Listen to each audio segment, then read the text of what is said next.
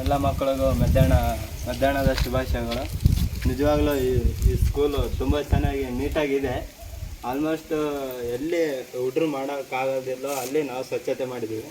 ಇಷ್ಟೇ, ನೀವು ತುಂಬ ಚೆನ್ನಾಗಿ ಇಟ್ಕೊಂಡಿದ್ದೀರಾ. ಇನ್ನು ಮುಂದೆನೂ ತುಂಬ ಚೆನ್ನಾಗಿ ಇಟ್ಕೊಳ್ಳಿ ಅಷ್ಟೇ ಹೇಳ್ತಾ.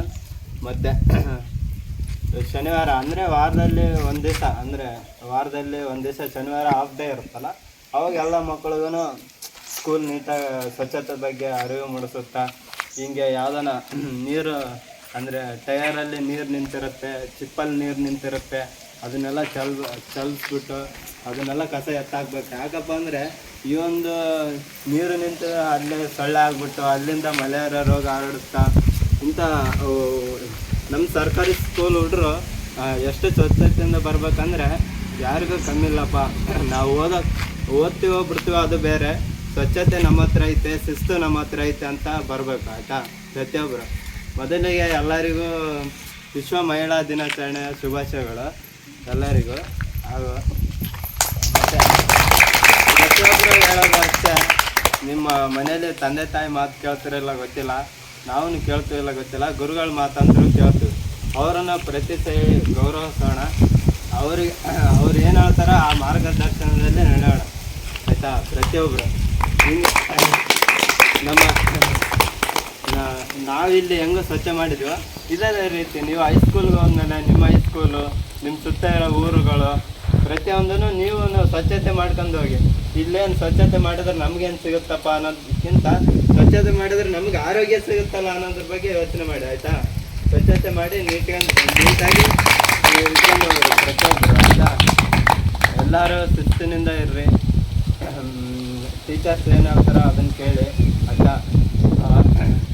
ಮತ್ತು ಮನೆಯಲ್ಲಿ ತಂದೆ ತಾಯಿ ನಿಮ್ಮನ್ನ ತುಂಬ ಚೆನ್ನಾಗಿ ಓದಲಿ ಅಂತ ಕಳಿಸ್ತಾರೆ ಆಯಿತಾ. ಮೊದಲಗೋರು ಅವರಿಗೂ ಗೌರವಿಸೋಣ. ಟೀಚರಿಂದ ಏನು ಕಲಿತಿರಲ್ಲ, ಟೀಚರ್ ಇರಲಾರ್ದೆ ಯಾರು ಮುಂದಕ್ಕೆ ಬಂದಿಲ್ಲ. ಟೀಚರ್ ಏನು ಹೇಳ್ತಾರೋ ಆ ಮಾರ್ಗದರ್ಶನದಲ್ಲಿ ನಡೀರಿ ಅಂತ ಹೇಳ್ತೀನಿ. ಇಷ್ಟ ನಾನು ಮಾಡ್ತೀನಿ.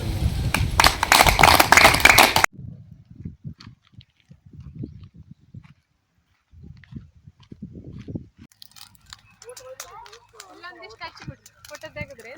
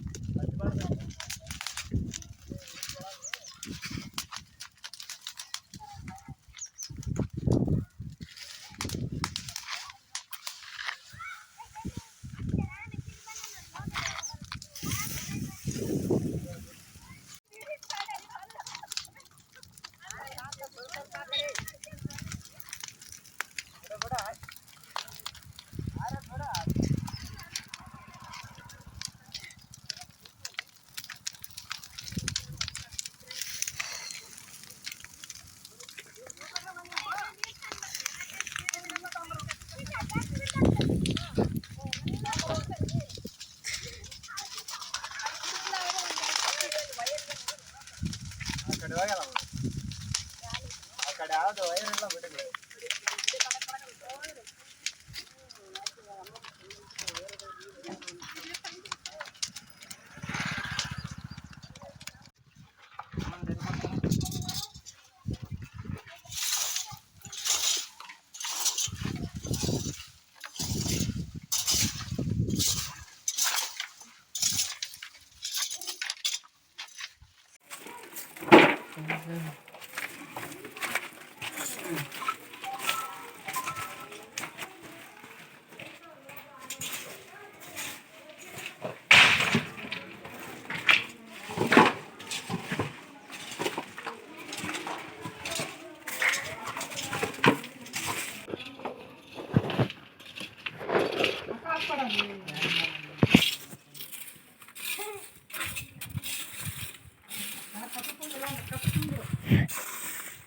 कल तुम इधर कैसे बरतता